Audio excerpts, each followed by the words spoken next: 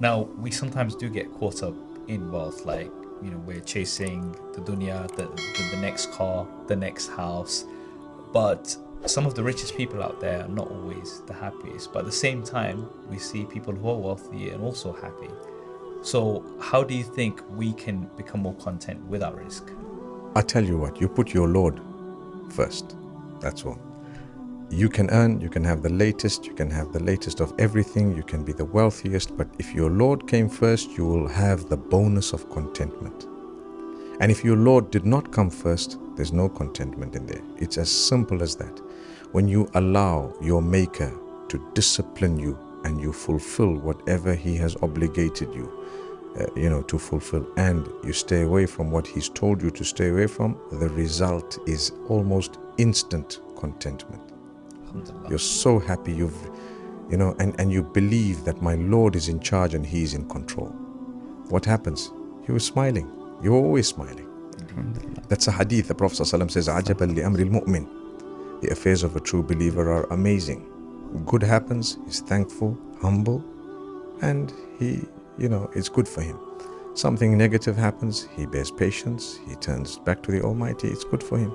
More than ever, there is a deeper conversation about earning halal. But can you explain what the importance is of earning and spending in a halal way? It's not up to me to actually, explain the importance of it, because everyone should know that it's very important. But I can add some very interesting points. Whatever we consume affects our entire system. If you put a haram morsel of food in your mouth, don't think it ends there.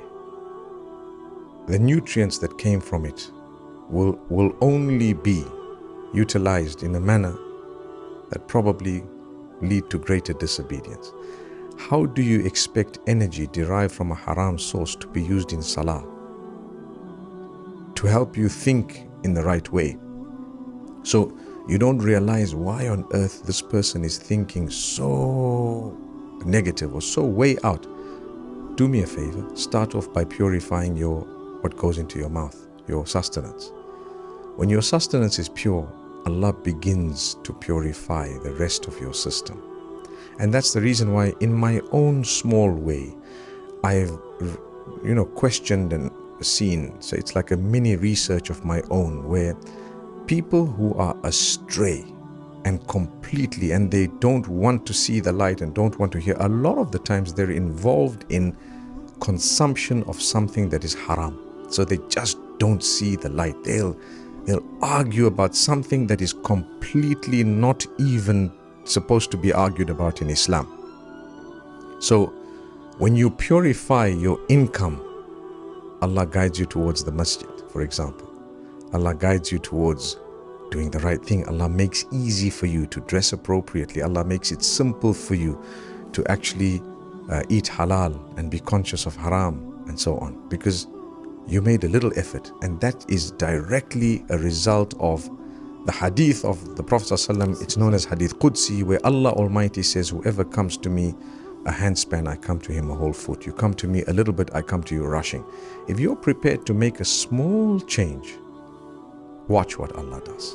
That's so important, I think. And this is the thing, in terms of sacrifice, you might not see the result straight away, but if you have confidence in Allah that He will provide and He will give you your rizq, alhamdulillah, it's such a beautiful thing. I believe you see the result straight away.